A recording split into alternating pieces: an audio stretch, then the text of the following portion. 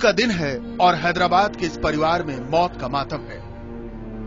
बच्चों को बाप का गम है, बीवी को शौहर का गम, मां को बेटे का। सबको इंतजार था कि इस ईद पर फिरोज घर आएंगे, मगर ये इंतजार हमेशा के लिए इंतजार ही रह गया। पाकिस्तान की ओर से लगातार हो रही फायरिंग और घुसपैठ की कोशिश को नाकाम करते हुए फिरोज खान अपनी मातृभूमि की रक्षा के लिए कुर्बान हो गए। पुंछ के मेंढर सेक्टर में मंगलवार को सुबह से ही फायरिंग हो रही थी, वहीं उन्होंने अपनी जान न्यौछावर कर दी। रमजान के बाद चले गए, फिर मैं जनवरी में आ रहा हूं बोल के बोले। उसके बाद तो फिर फोन पे एक बार बात हुई, मैं बॉर्डर पे जा रहा हूं, मैं फोन नहीं कर सकता अभी,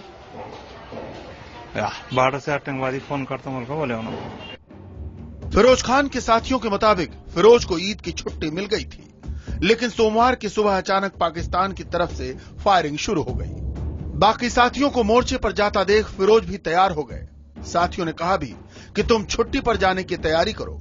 जवाब में फिरोज ने कहा, ईदें तो आती रहेंगी, पहले इनको सबक सिखा कर आता हूं। लांस नायक फिरोज को टेकरी पोस्ट पर 6 अन्य जवानों के साथ तैनात किया गया। मंगलवार की सुबह अचानक पोस्ट पर मोर्टार सेल दागे जाने लगे। इस गोलीबारी में फिरोज शहीद हो गया, बाकी घायल। जाहिर है देश एक बार फिर गुस्से में है। जैसा को तैसा, जब तक भारत ये नीति नहीं अपनाता है तब तक सीमा के ऊपर हमारे वीर निर्दोष सैनिकों का लहू इसी तरह से बहता रहेगा।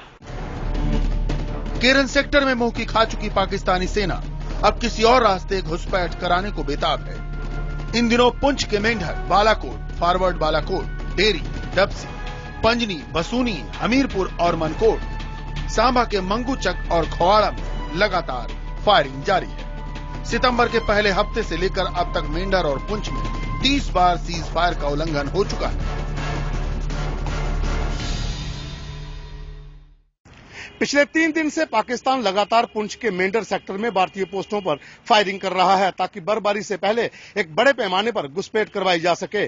सूत्रों के अनुसार पीओके में इस समय सैकड़ों आतंकी तैयार बैठे हैं और पाकिस्तानी खुफिया एजेंसी हर हाल में बर्फबारी से पहले उन्हें इस